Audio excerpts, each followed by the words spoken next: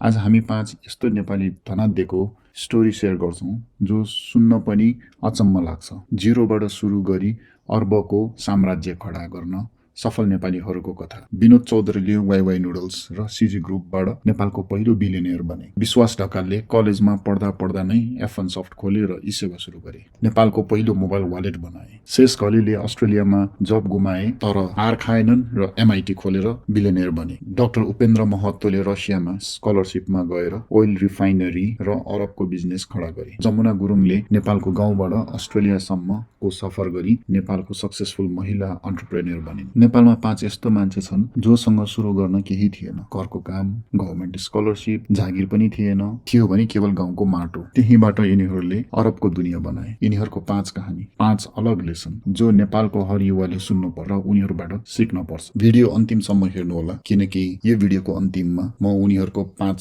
Lesson share गर्नेछु जुन तपाईको जिन्दगीमा लाइफमा सिधै अप्लाई गर्न मिल्नेछ। स्टोरी 1 विनोद चौधरी। 1973 को कुरा हो। विनोद चौधरी 18 वर्षको उमेरमा आफ्नो बाउ बिरामी भएको कारणले घरको बिजनेस सम्हाल्न बाध्य हुन्छन्। एसएलसी पढ्दा पढ्दै उनी बिजनेसतिर लाग्छन्। तर उसले कस्तो बिजनेस गर्यो अनि कसरी पुग्यो अरबसम्म। विनोदले 18 वर्षको उमेरमा पसल सम्हाल्दा एक नयाँ कुरा देखे। नेपाली मान्छे पैसा खर्च गर्न रेडी छन् तर चोइस छैन। उसले नेपालमा फर्स्ट डिस्को खोले। तर रियल गेम चेन्जर भयो 1984 मा जब उसले वाइवाई नुडल्स नेपाल ल्याए। अब हामी नेपाली, हामी त एकदम ताजा खान पर्ने। सबैले उनलाई भने यस्तो जङ्क फुड कसले खान्छ, तर विनोदले मानेनन् र त्यही वाइवाई को सफलतापछि उनी बिलियनियर भए। वाइवाई लन्च भएर 2-3 वर्षमै नेपालको सबै पसलमा पुग्यो। त्यो सक्सेसले नै उनलाई अरू बिजनेस गर्न सहयोग पुर्यायो। Nabil bank, hospitality, real estate, cement. आज सिजी ग्रुपमा करिब 160 कम्पनी छन्। 30 भन्दा बढी देशमा उनको लगानी छ र 2013 मा फोर्ब्सले नेपालको पहिलो बिलियनियर पनि डिक्लेयर गर्यो। विनोदको सबसे ठूलो सिक्रेट उसले खानाको ह्याबिट चेन्ज हुन्छ भनेर देख्यो। जसले मास प्रोडक्ट र अफोर्डेबल क्वालिटी बनायो त्यो नै हिट भयो। Lesson mass market affordable product नेपालमा यही काम गर्छ। स्टोरी 2 विश्वास ढकाल। 2004 को कुरा हो। नेपालमा इन्टरनेटको पहुँच राम्रो थिएन। स्मार्टफोन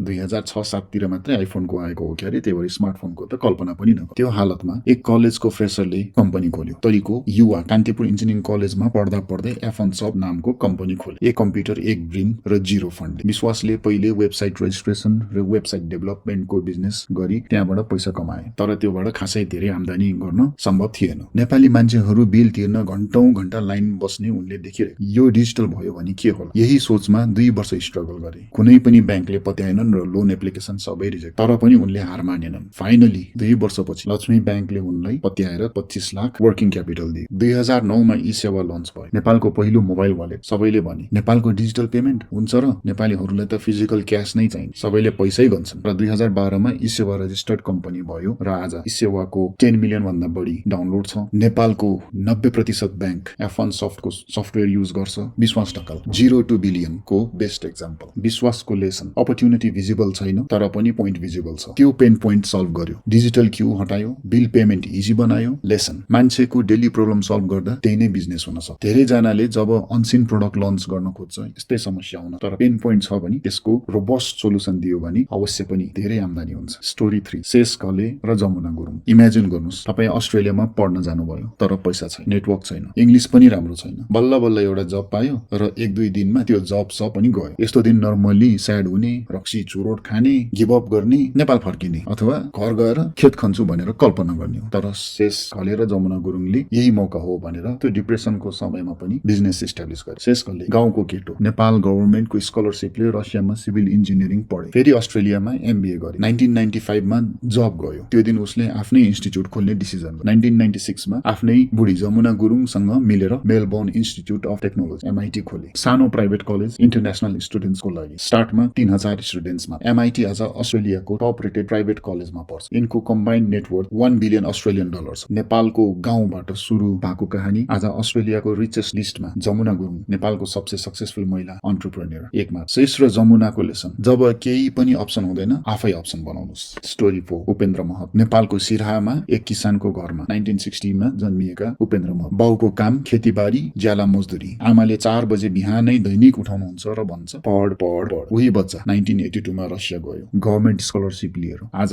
उनीसँग रसियाको लार्जेस्ट इलेक्ट्रोनिक सुपरमार्केट छ, ओइल रिफाइनरी छ र नेपालमा अरबको भन्दा बेसी इन्भेस्टमेन्ट छ। रसियामा पीएचडी सिद्धिन लाग्दा सोभियत संघमा विद्यार्थीहरूले बिजनेस गर्न पाउँदैन थिए, तर 80s को अन्तमा प्रतिबन्ध हट्यो। महत्त्वले पहिला जिन्स र इलेक्ट्रोनिक्स बेच्न थाले पकेट मनीको लागि। त्यो एक सानो ट्रेडले अरबको बाटो कोर्यो। क्रुड ओइल रिफाइनरी, त्यो सक्सेसले टिभी म्यानुफ्याक्चरिङ, इलेक्ट्रोनिक्स मल, रियल इस्टेट सम्म पुगे। नेपाल फर्केर एनसेलमा इन्भेस्ट गरे। नेपाल मेडिसिटी हस्पिटल खोले। 2003 मा एनआरएनए 55 देशको नेपाली डायस्पोरा एकल नेटवर्क स्थापना गरे। रसियाले महत्त्वलाई म्यानेजर अफ द इयर 2007 ले पनि सम्मानित गरे। महत्त्व भन्दा अगाडि यो अवार्ड पाएका सिराहाको किसानको छोरा, रसियाको टप बिजनेसम्यान। लेसन, अपर्च्युनिटी नदेखेको ठाउँमा नै सबैभन्दा बढी अपर्च्युनिटी हुन्छ। महत्त्वको lesson, start anywhere, learn everything, pivot when the opportunity appears. मौका देख्ने बित्तिकै चौका र छक्का हानिहाल्न पर्छ। स्टोरी 5, जमुना गुरुङ, गाउँको छोरी जो अस्ट्रेलियाको बिलियनियर बनिन्। स्टोरी 3 मा शेष गलेको कुरा, तर जमुना गुरुङको कथा आफै अलग र पृथक छ। कथा नेपालको सबै महिलाको लागि प्रेरणादायी हुनु। जमुना लमजुमको गाउँबाट 1991 मा अस्ट्रेलिया गयो। एमआईटी खोल्दा जमुना म्यानेजिङ डाइरेक्टर थिइन् र शेष सीईओ। एमआईटी सानो थियो, तर जमुनाले म्यानेजमेन्ट साइड सम्हालिन्। इनरोलमेन्ट, म्यानेजमेन्ट, क्वालिटी कन्ट्रोल सब उनले हेरिन् र उनले प्रुभ गरिन् we can do this and we can do it better. आज अस्ट्रेलियाको रिचेस्ट लिस्टमा उनी पनि पर्छन्। जमुनाको लेसन, पेसेन्स र पार्टनरशिपले पहाड पनि हल्लाउँछ। Don't underestimate yourself because of where you started. अब उनीहरू सबैको कहानी हेरेपछि 5 वटा एकदमै कमन फ्याक्टर देखिन्छ। Factor 1, start before you are ready. विनोदले 18 वर्षको उमेरमा विश्वासले कलेजमै तपाईको पर्फेक्ट टाइम कहिले पनि आउँदैन। वेट गरेर नबस्नुस्, एनालाइज गर्नुस्, स्टार्ट गरिहाल्नुस्।